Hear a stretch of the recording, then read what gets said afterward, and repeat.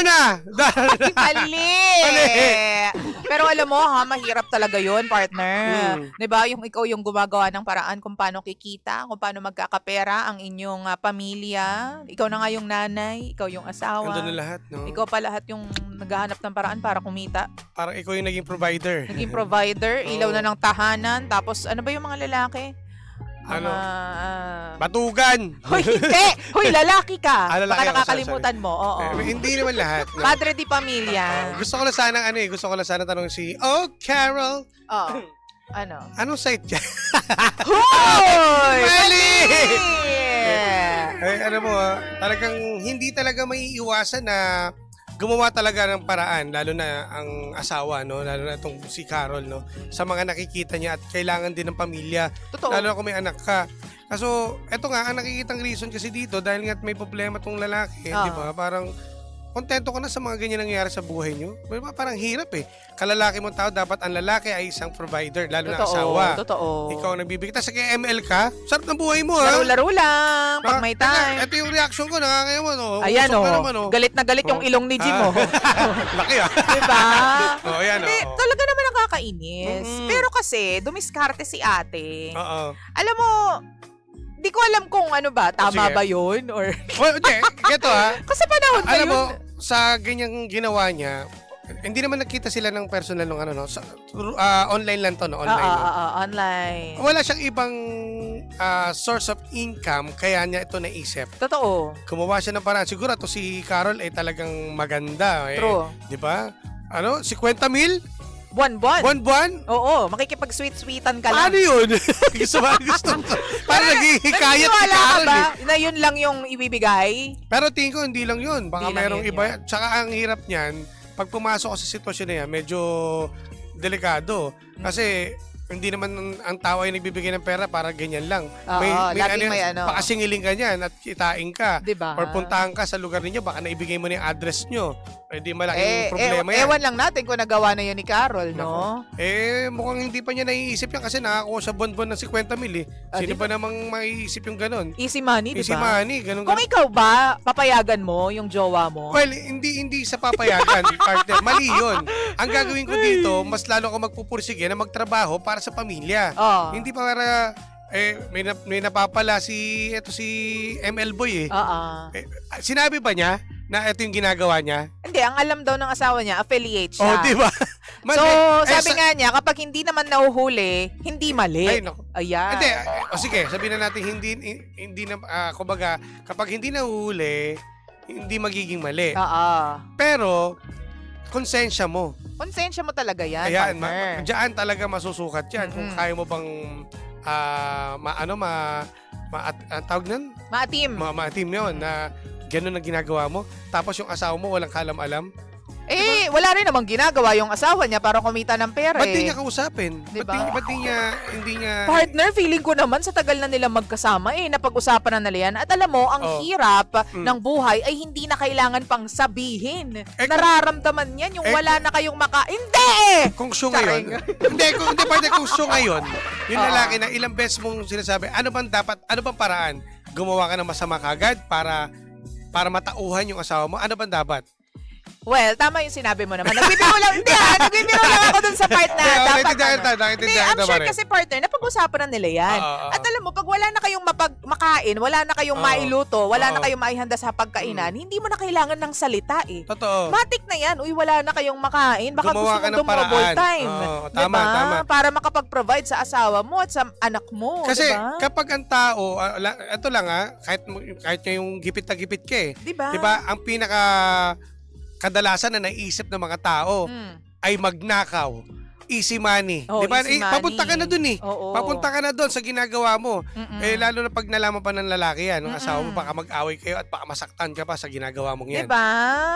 Sana rin naman, kapag ganyan may mga problema, when it comes sa financial, dapat rektahin mo na kagad. Sabihin mo na yung totoo na wala ng pera kayo, naghihirap kayo, lalo't may anak pa sila, di ba? Totoo. Ang hirap ng ganun. Tapos mag-ML ka lang, kasi ang hirap talaga eh.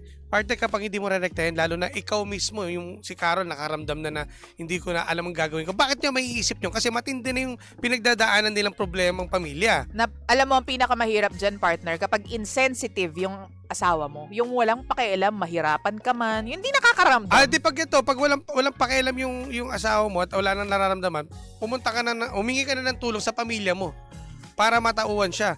Kasi tatanungin ka niya, bakit magtsatsaga ka ng ganyan, gagawa ka ng masama rin? Hindi, para pinantayan mo rin niya. Parang, kumbaga, pinantayan mo rin din yung asawa mo na walang kwenta. Tama, may point ka naman. Easy money.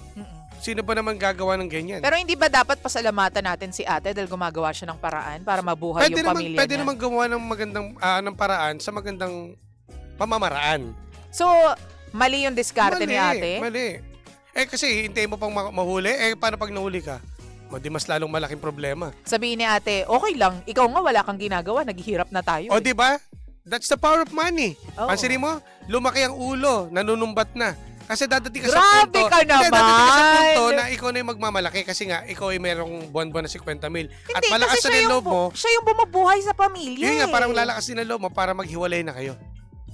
Well, Diba, ayaw naman natin dumating sa part na yan. Kasi dadating din sa punto na kapag pinatagal mo, kasi matatauhan ka na rin eh.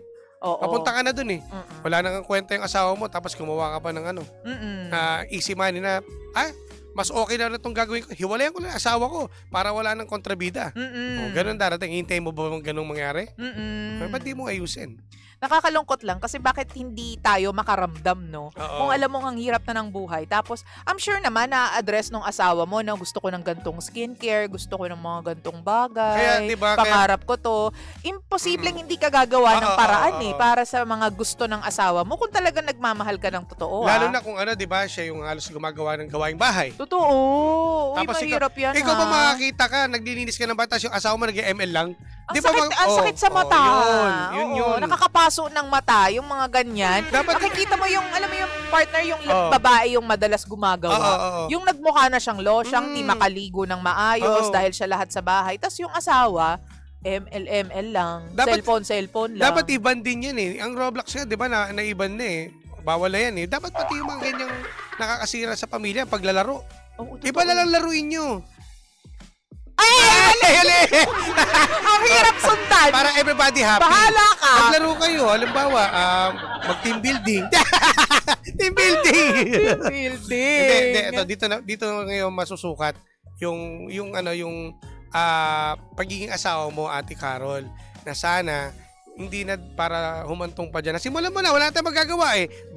Dumating na sa punto na ganyan. Pero sana naman, huwag mo na patagalin, tapusin mo na yan at kausapin mo na. Siguro nakaipon ka na. Okay na yun, may punan dyan eh. Nakaipon ka na ba? Meron Padalan mo, hindi kami naniniwala. Ikaw ba naman 50 mil partner? No? Padalan mo nga kami. Yan.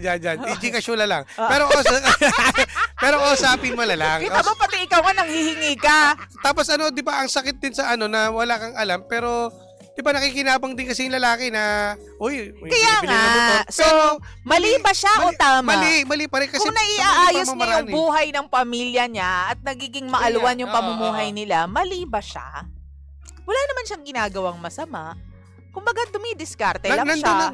Nandun na rin sa point, pero hindi ko kinikonsider na tama yan. Nandun na rin kasi dumiskarte siya para magkaroon ng kakainin, yung mga... Na dapat ginagawa ng lalaki, ha? Ano ba ang pinaka dapat mong gawin dito? Hindi ba dapat rektahin mo na sasabihin mo ba? Para matauhan siya na gumagawa ka ng paraan, nagpipicture ako, sinesend ko dun sa Porringer. Tapos ikaw ganyan ka, ML ka pa. Mag-iiba timpla ngayon nun. Diba? So, away yan. Away yan. Atahan tong baka dumating, wag naman sana, dumating sa pisikalan, pero agapan mo na.